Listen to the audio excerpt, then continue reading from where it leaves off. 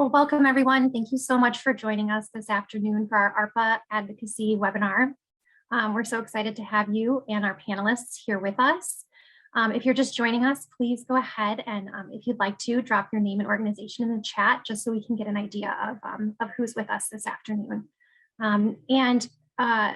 We'll be taking questions at the end of this presentation, as well as at the end of our panel. So if you would like to ask a question, you can use the raise hand function and we will give you permission to speak.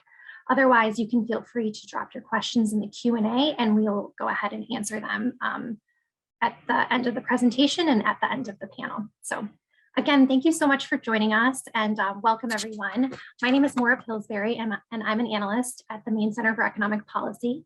MECEP is a nonpartisan organization that also advocates at state and federal levels for fair and progressive taxation and economic justice. And we're a research and policy organization here in Maine. We're happy to have you here to discuss the American Rescue Plan Act today and opportunities to advocate for the use of these funds in your communities. So here are the objectives of this session today. First, I'll provide an overview of ARPA funding, how ARPA funds can be used, how to advocate for ARPA funds to make a difference in your community. And then we have a wonderful opportunity to hear stories from a couple of successful grantees, and we'll have a Q&A period where you can ask them your questions.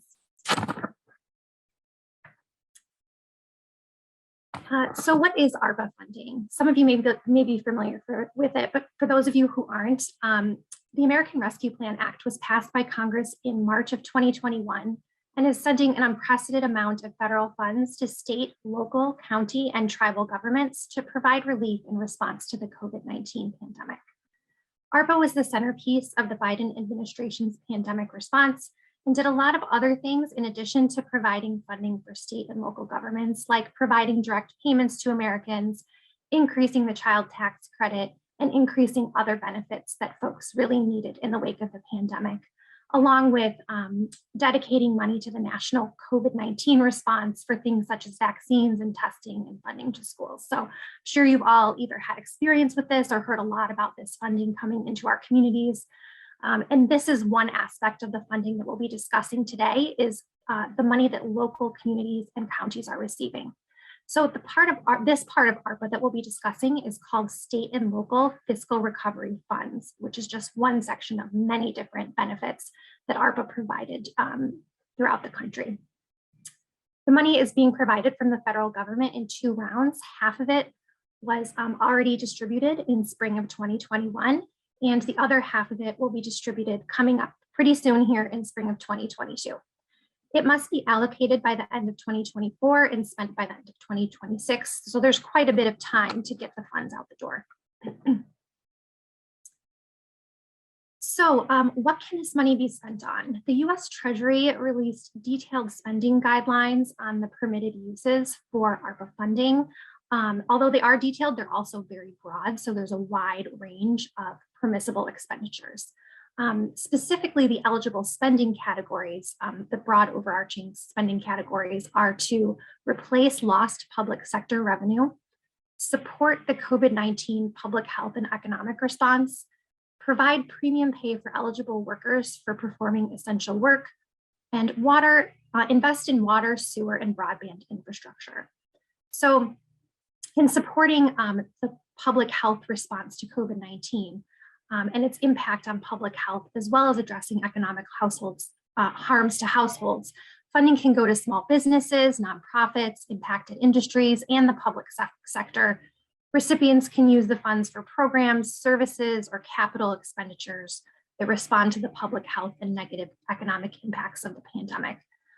Premium pay can go to eligible workers performing essential work, offering additional support to those who have and will bear the greatest health risks because of their service in critical sectors. And investments in water, sewer, and broadband can go to improving access to clean drinking water, supporting vital wastewater and stormwater infrastructure, and expanding affordable access to broadband internet. Funds must be directed to, if funds are directed to households, communities, small businesses, and nonprofits, they must be directed to those who are impacted or disproportionately impacted groups. And the Treasury did define these groups Broadly, it includes low and medium income households and individuals. It also includes folks in certain census tracts. And there are a couple of other categories where folks are automatically considered impacted or disproportionately impacted under this guidance, and therefore eligible for funds. So what are counties and municipalities doing? That's what we're really all here to talk about today, how they're getting the funding out the door, and how we can get involved and engaged in that process. So each locality is really taking its own unique approach to allocating funds. There's no prescribed specific way that the federal government or Treasury guidance has said they have to distribute the funds. So it's really up to the elected officials to make these decisions. Some are soliciting public input and some have an application process. They are in various stages of the funding process. Many have already allocated some of their funds. Very few have allocated all of their funds. York County is one that seems to be at the forefront of distributing its funds and has dedicated most of them already. But this is really a great opportunity for nonprofits and community organizations to request funds. So opportunities for input. What can you do to provide input to this process? So the county administrator or town manager are the administrative officials that should be able to offer you information on the status of the process for allocating ARPA funding where you live. So the first thing you'll want to do is identify the status of your county or municipality and see if they've allocated funds yet, or if they're still in that process. So localities vary in the amount of information they have on their websites about the status of their ARPA funding, with some having quite a bit and some having none at all. So you may want to check out your county or town website and see if they have any information. Often they won't have any, so the best thing to do is to contact your county administrator or town manager to quickly find out the status of ARPA funding in your county or your municipality. And then you can also ask them how you can submit a request or an application for funding. Elected officials, including county commissioners and town councilors, will be the ones voting to decide on what projects to fund with ARPA money. So emailing them your requests, as well as providing public comment at a town or county meeting, is the best way to have your request heard, unless they have a more formal application process. If your local government does not have a formal application process for ARPA funds, or perhaps even if they tell you they're not taking applications or requests, I wouldn't be deterred. I would still recommend submitting a request in writing, as well as attending a meeting in person and sharing your request during a public comment period at a county commission or a town council or city council meeting. These are really an opportunity for elected officials to hear from the public about what you think the ARPA funds should be dedicated to. And we have seen other organizations successfully advocate for funding in this way. So funding and equitable recovery. MECEP is advocating for funds to be spent on those most disproportionately impacted by the COVID-19 pandemic. Many counties and municipalities have been dedicating funds to other priorities, such as jails, policing, and infrastructure. And while these are allowable expenses, we must also balance them with supporting recovery from the pandemic in our communities and really helping those folks who are in the most dire need in the wake of the pandemic, which is a lot of the great work that all of you do, I'm sure. So MECEP's research on ARPA spending. We do have some resources on our website, and we'll go ahead and drop this link in the chat, or for those of you watching later, we'll be sending this out in an email along with the recording as a resource for folks. MECEP's research and recommendations for county ARPA spending can be found on our website here at this link, and county commissioner contact information is also available. And we also just released a blog post today, which includes a description of ARPA funding and how we're advocating for it to be used in the communities, as well as information on how much ARPA funding each town and city and county in Maine received. So if you go to our website, you should see that like right on as the first blog post that was just released today. MECEP also produced county-specific ARPA spending guidance for each county, and this includes a lot of useful data, and you can also find this at that link in the chat. And we'll be producing additional ARPA related content that will be released in the coming weeks. So you can keep an eye out for that as well. So before we move on to welcoming our wonderful panelists today, I just want to ask if anyone has questions about that basic ARPA 101 that we just went through before I introduce our panelists. You can feel free to just go ahead and drop them in the chat or raise your hand and we'll unmute you. So it looks like Heather Blackwell has a question.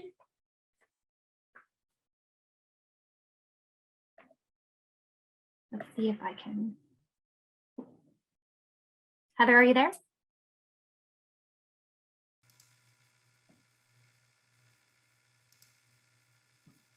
Okay, I'm not sure. Maybe she lowered her hand. But if you have questions, we'll be taking them again later in the presentation. So, or feel free to drop them in the chat. So I want to welcome our two panelists that are joining us this afternoon. It's such a pleasure to have you both here. Emily Flinkstrom joined Fairtide in August of 2016 as executive director. A native of South Berwick, Maine, she returned to her roots after 10 years of working for nonprofits in Utah, Colorado, and Michigan. She holds a bachelor's degree in business administration from the University of Vermont and a master's of social work degree from Colorado State University. Emily serves as a member of the Kittery Housing Committee and as a representative to the statewide Homeless Council. She has spent her career working with and for vulnerable populations and strongly believes that we have a responsibility to help our neighbors in need. Emily lives in Kittery, Maine with her husband and 2 young children. And Donna Dwyer is president and CEO of My Place Teen Center, headquartered in Westbrook. Out of the office, she loves playing tennis, walking Higgins Beach, and going to musicals with her son, Timothy. So welcome to both of you. Thank you so much for joining us to talk ARPA. Thank you. Thank you very much. Good to be much. here. So let's go ahead and jump right in. Can you both tell us a little bit about your organizations and your work in the community? Maybe we'll start with you, Donna. So hi to everyone, and thank you, Maura, for inviting us. It's really an exciting time, and to be able to present about this subject is really stellar. So thank you for the opportunity. So My Place Teen Center, I like to describe it as an after-school program on steroids. We're open 5 days a week, 5 hours a day, year-round. We've been open for 24 years, and we serve kids ages 10 to 18. We started our mission in Cumberland County, and now we've expanded to York County, and we provide kids with the skills of character development, educational excellence, life skills, and civic engagement.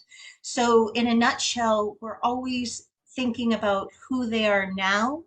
Are they safe? Are they loved? And are they fed? And in the future, who are they going to be as adults?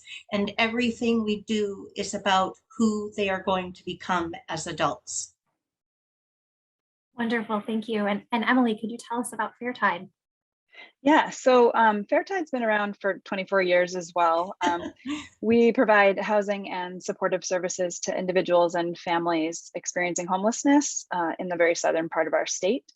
We own 5 units of permanent supportive housing here in Kittery and are working to expand and build additional units of deeply affordable housing. We also work with landlords, so we offer an incentive package to landlords to work with us and house our clients who often have rental vouchers. And then we provide information and referral services. So anybody that's seeking assistance with housing or any other needs can call us and get connected to the resources that can help. Fantastic, thank you. And can you tell us, Donna, about your project, your ARPA project, and the individuals you're hoping to serve? It was a singular focus. We partnered with the Southern Maine Affordable Housing / Biddeford Housing Authority. We've been collaborating with them for probably 4 years now. And the singular purpose was to renovate the 75 Bacon Street former St. Andre's Church and make it the second location, the second iteration called My Place Teen Center. Wonderful. And you were awarded 1.5 million, is that right? Yes. For that purpose? Yes. Congratulations. That's so great. I know you'll have a lot to share with everyone about that proposal. Thank you. Emily, can you please tell us the same about your project and the individuals you hope to serve? Yeah, so our project is to create a resource hub of social services for people in very southern Maine. So the idea is to have a one-stop shop for individuals and families who are seeking assistance in getting their basic needs met. So in addition to Fairtide, our housing program, and we also have a thrift store, which provides low-cost clothing and housewares.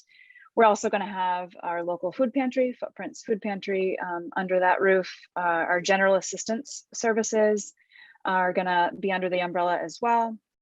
We'll have a mental and behavioral health specialist. And then we're in talks with York County Community Action to hopefully have their outreach and WIC services under the umbrella as well. So the idea being people that need help have one place to go and can get supports wrapped around them.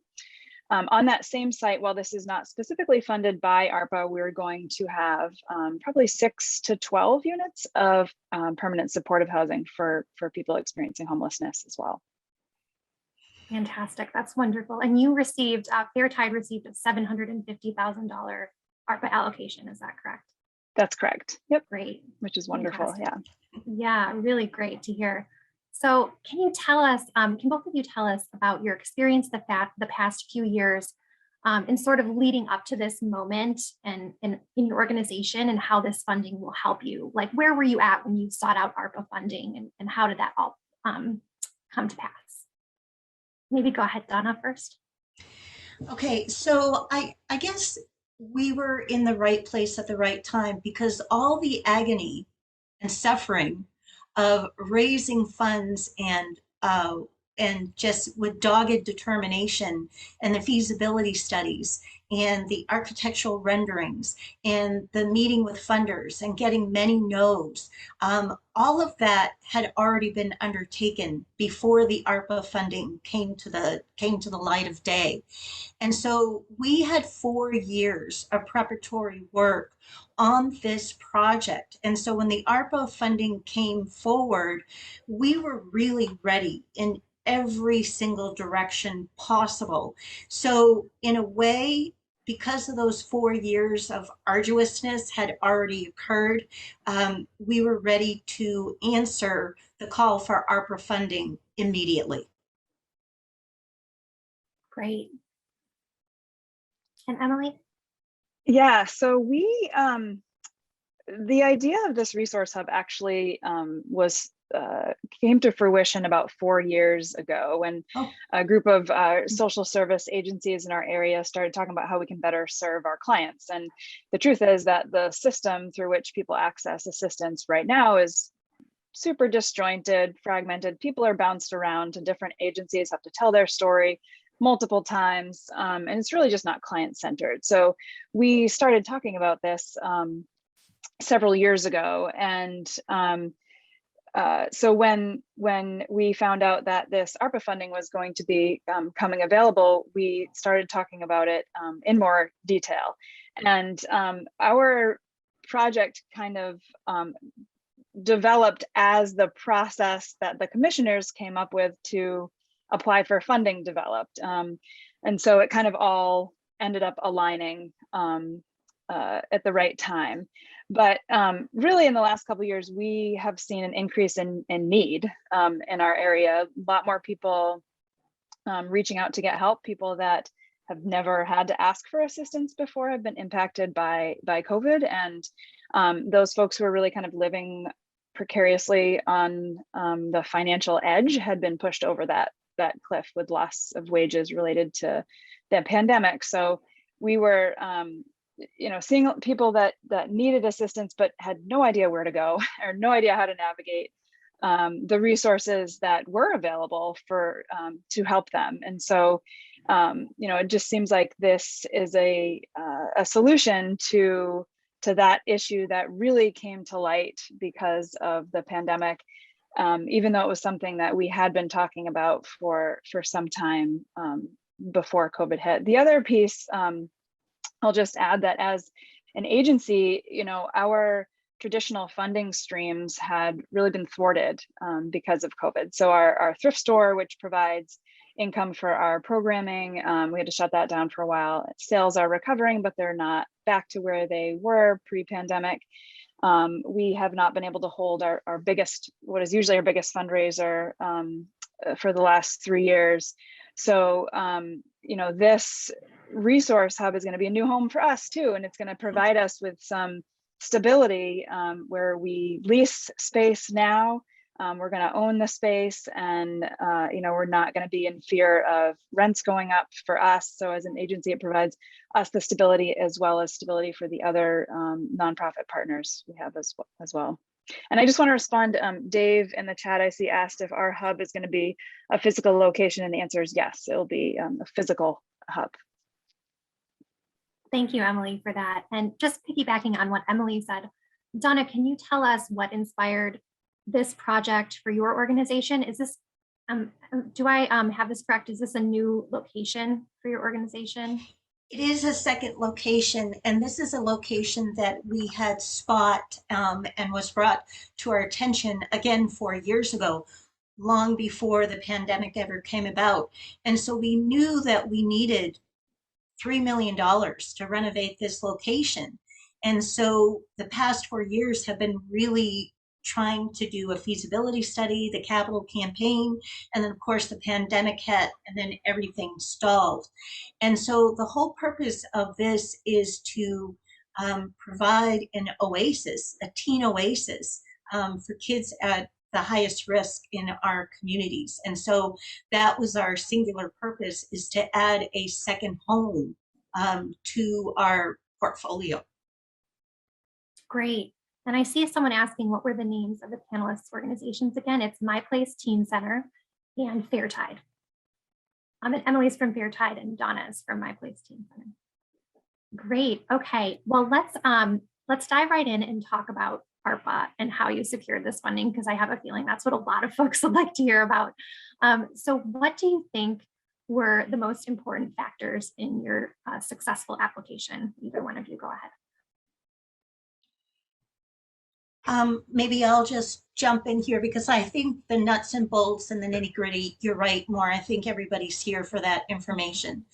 So let's talk a little bit about the process, because I think every county is going to be different in how they've approached this, but there probably are some similarities. And as someone who runs an organization and writes a ton of grants to support that organization, and by the way, I don't have a development department, it's just me. I write all the grants, do all the fundraising.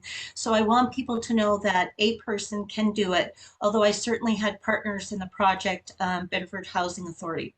So the first step was there was public hearings, and we went to a public hearing and we said, hey, this is our project.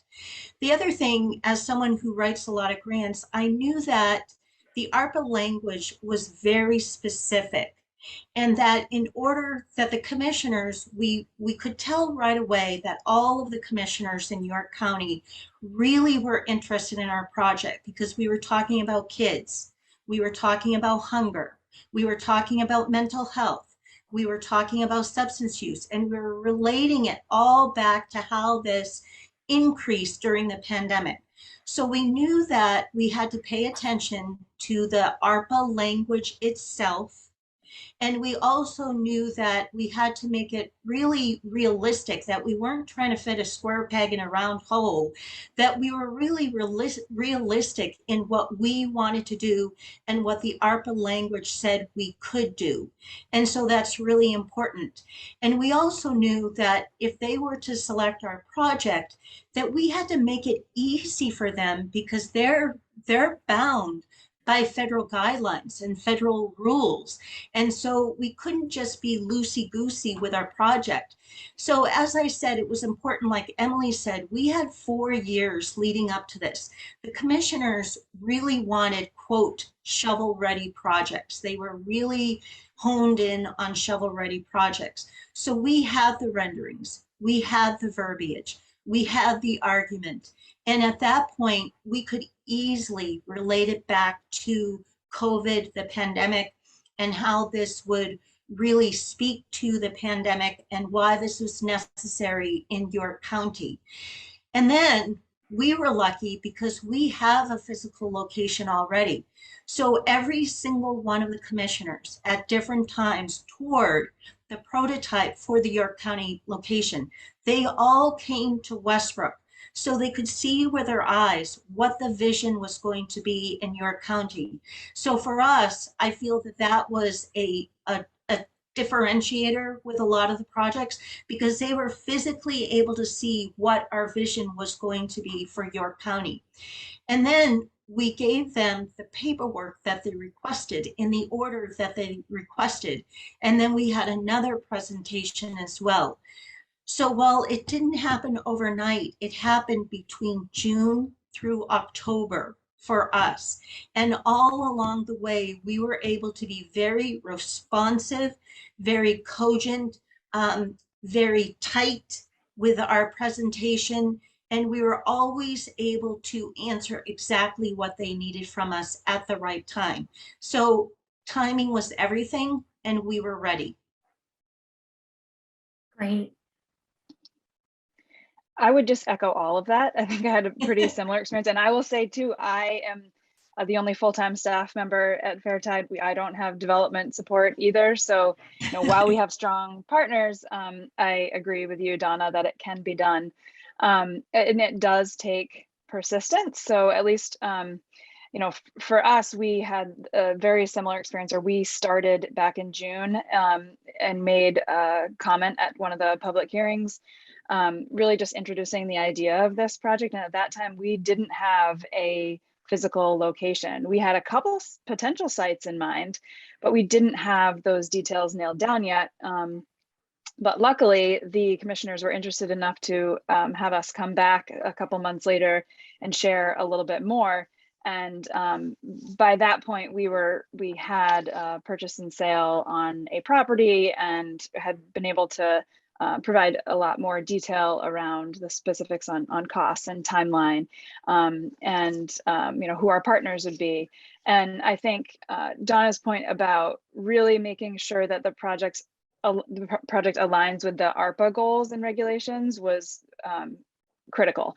So, and to be able to clearly show that this is in response to the public health crisis, and this is how it's going to help people who have been impacted by COVID. We also, it seemed important to show that this was going to benefit the county. So while our project is helping individuals and families and our local communities, we'll also be connecting to other agencies in York County and, kind of helping to stabilize the whole support system and folks that enter that system, not just in the very southern part of York County, but throughout the whole county. So that seemed important to be able to show that the wider impact that the project will have. I think being able to adapt as the commissioners themselves figured out how this process was going to go. I think this is new for them. So they, were kind of figuring it out as they went, and so were we. And so, to Donna's point too about being responsive and just providing them with what they needed, I think we did at least 3 presentations to the commissioners. And each time bringing more and more information. I just want to touch a little bit about, Donna, what you said about they want shovel-ready projects. And I think that is true. And I wouldn't say when we started, I wouldn't have said we're shovel-ready. We are much closer to that now. They did want to see that we had the funding necessary to complete the project. And so that was something we were able to pull together and show that we can secure the rest of the financing to make this project, to see it through to the end. I think that was all I had to add in addition to what I agree with everything Donna said as well. Great, thank you, Emily. And for those of you wondering, I'll drop the ARPA guidance that Donna and Emily are referring to in the chat. It is lengthy. There is a summary there available on the Treasury website. And I'm wondering, Donna and Emily, how did you ensure that you were meeting those guidelines for ARPA funding? How did you go about doing that piece of your proposal? There's a sorry, Donna, I'm just gonna, before I forget, there's a resource that is linked, I believe, on York County's website. That's guidance from the National Association of Counties on the allowable use, and I can put it into the chat as well. And that was a really helpful guide to really take even specific language from that guidance and use it in the in our application for funding. So I'll put that in there now. Great. Yes, the National Organization of Counties has a they have a really nice summary. It's more in plain language than I think what is on the U.S. Treasury website, which can be a little overwhelming. So that would be great. Thank you so much, Emily. And we'll send all these links out in follow-up after this, so folks don't have time to grab those out of the chat. Don't worry, we'll send some follow-up resources via email afterward. Great. Well, this is such good information. Can you tell us a little bit more about the application process? Did York County have an application? And if not, how did you decide what to put in your proposal? What information did you include? Thanks for the link, Emily. You know, I think it's important, like Emily said, is that they were figuring this out along the way as well. For example, Cumberland County has a very robust, intensive application process at this point in time. But York County, at that point in time, when we were going through it, didn't have a formal application process per se. And so I knew that the questions needed to be answered, and Emily just sent out the guidance. The whole process is to be very analytical and strategic and could constantly be referring to the language, the legal language that is coming out, and then your project itself. And then what I also did is I went on to national listservs, After School Alliance, and all the Wallace Foundation, on it, all these pundits in my field, to get their guidance on what after school programming would look like within the ARPA guidelines. And so it was linking everything back to that ARPA language. So again, in my head, is this making it easy for the commissioners to continue down the path on us? So from our perspective, they didn't necessarily have a formal process, but they were definitely very interested in answering their questions. And I will say that being on this side of the table for Emily's presentation, which was very refreshing, is that while she wasn't exactly ready her first time out, it was very clear that the commissioners wanted Fairtide to succeed. And so they kept on encouraging her to resubmit and to give them more information and provide more information. And so they really wanted projects to succeed. So they kept on pushing us for more information. And that's how York County handled our funding, is just pushing us for certain information. And we were able to give them all of the information pretty much right up front.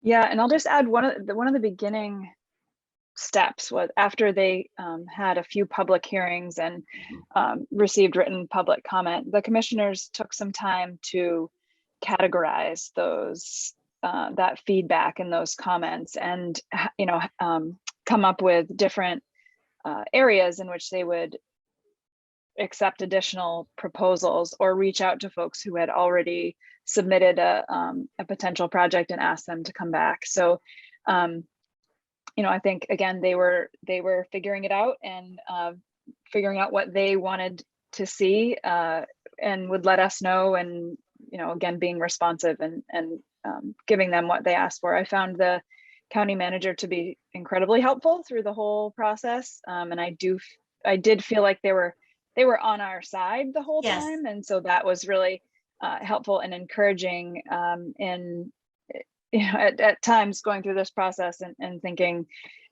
just hoping that I was going to come out with something in the end.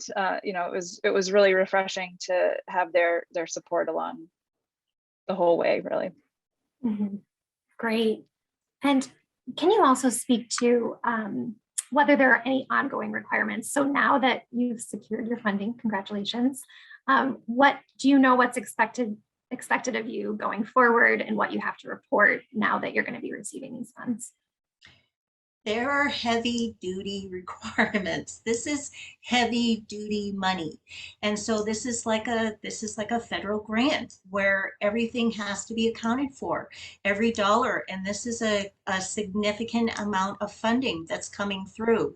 Biddeford Housing Authority is going to be the administrator of that funding, but it is extremely tedious. So you have to make sure that as someone who's applying for funding, that you do have the bandwidth and the backbone to be able to be accountable to that very specific pot of money that has come your way. Yeah, there, I would say that the funds for Fairtide have been allocated at the commissioners meeting tomorrow. They'll be voting on the actual contract, which, that was another step, was agreeing on the actual language in the contract and what the requirements are for the receiving agency, Fairtide in this case, and the county. And that outlines all the reporting and financial obligations and so forth.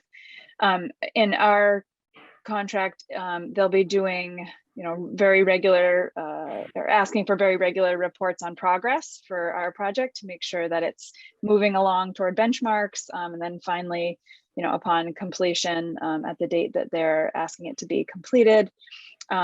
We also, if an agency or an organization receives $750,000 or more in federal funding, they have to undergo a one-time financial audit. And so what we have learned is that that can be fairly costly. So that's just something to keep in mind if you're going for kind of bigger money, is that you will have to have one of those audits performed. And we were quoted around $15,000 to $20,000 to undergo that piece of our obligation.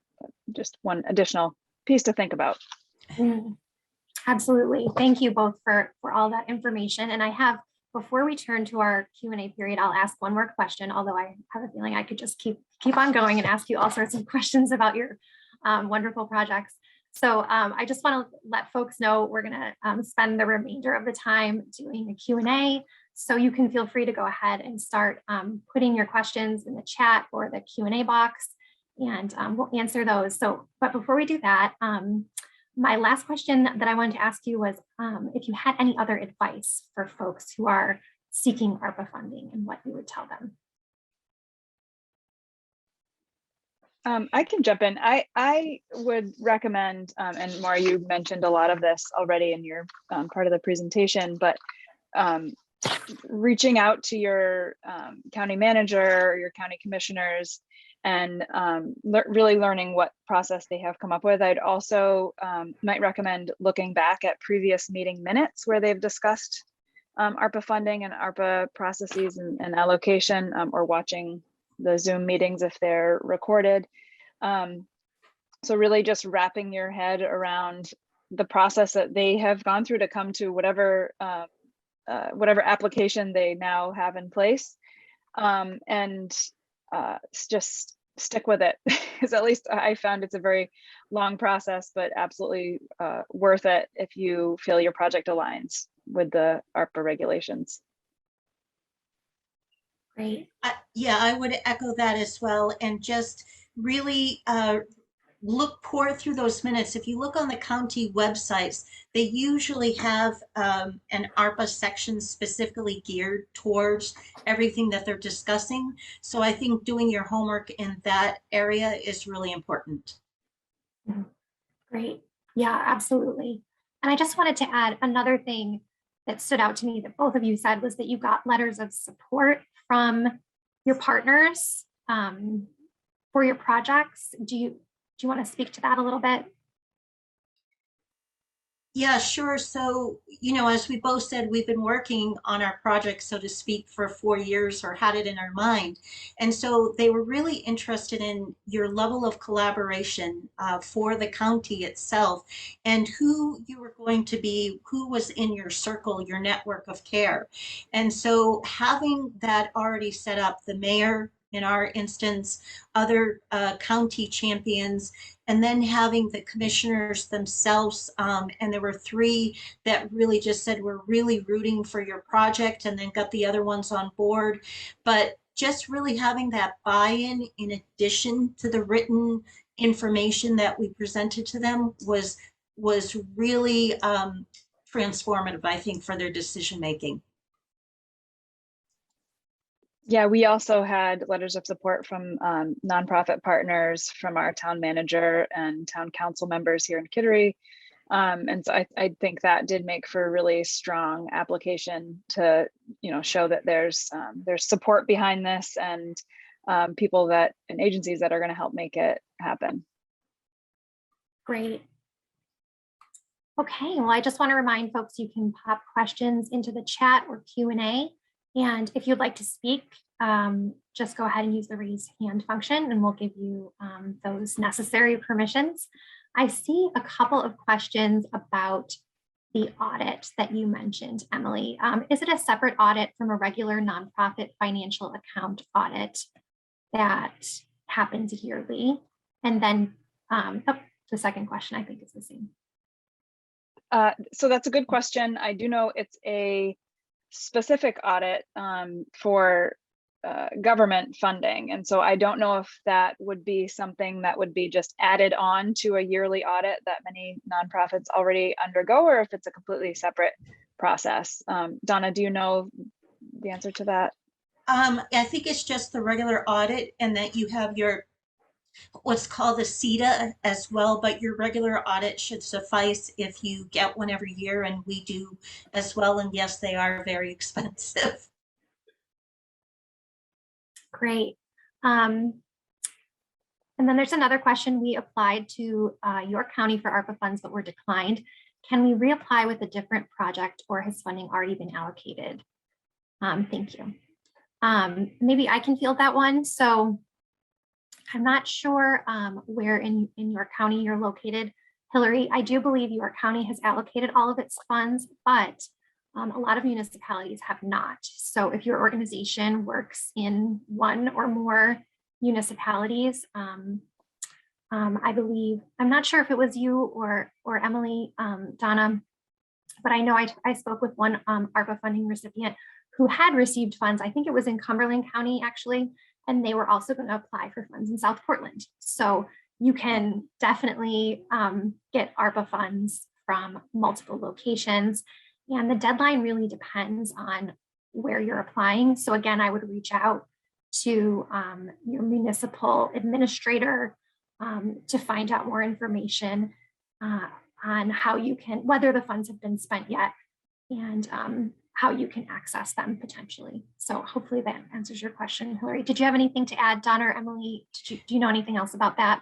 Well, just keep in mind that, for example, York County had $40 million. The county had $40 million to expend. And obviously they already had a lot of infrastructure projects, the courthouse, the jail that they were working on. And then they had some community dollars, which we participated in as well. And Cumberland County, for example, I think has 54 million or $53 million. But then, as you indicated, the individual municipalities, Biddeford, Kittery, Westbrook, wherever it may be, have their own ARPA dollars as well. So maybe that's the conduit to get another look-see.